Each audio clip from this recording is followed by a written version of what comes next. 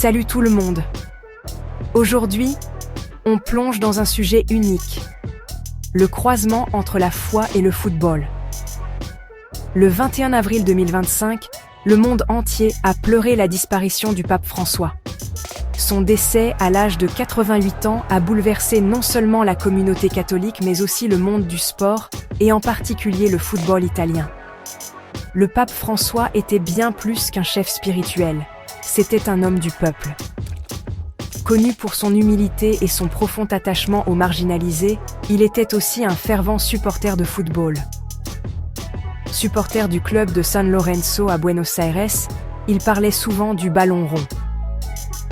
En signe de respect pour son immense influence, la Lega Serie A a pris une décision sans précédent. 4 matchs de Serie A ont été reportés. Turin contre Udinese, Cagliari contre la Fiorentina, Gênes contre la Lazio et Parme contre la Juventus. Cette décision était un hommage à l'héritage du pape et à son amour pour le football. Ces reports ont suscité des réactions mitigées. Si certains supporters étaient frustrés, la majorité a compris l'importance du moment. Il s'agissait de rendre hommage à un homme qui avait touché tant de vies. Le Comité national olympique italien a également encouragé toutes les fédérations sportives à faire de même, appelant à une journée de recueillement et de respect. Le pape François était un pionnier à bien des égards.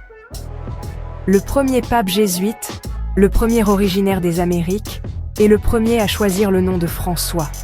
Il était connu pour son mode de vie modeste, souvent aperçu dans des voitures simples et faisant des apparitions publiques spontanées. Son pontificat a été marqué par des réformes et des controverses. Des documents comme et ont illustré son approche progressiste, tandis que ses critiques venaient à la fois des milieux conservateurs et progressistes de l'Église. Mais une chose était sûre, il était déterminé à rendre le monde meilleur. Son encyclique appelait à une action urgente sur les questions environnementales. Il a promu la conversion écologique et a souligné l'importance de l'écoute et du discernement au sein de l'Église. Finalement, le report de ces matchs de Serie A était plus qu'un geste. C'était une déclaration profonde sur le lien entre la foi, le sport et le respect. Le pape François a peut-être quitté ce monde, mais son héritage continuera d'inspirer, sur le terrain comme en dehors. Merci d'avoir regardé. N'oubliez pas de liker et de vous abonner pour plus de contenu. À la prochaine, prenez soin de vous.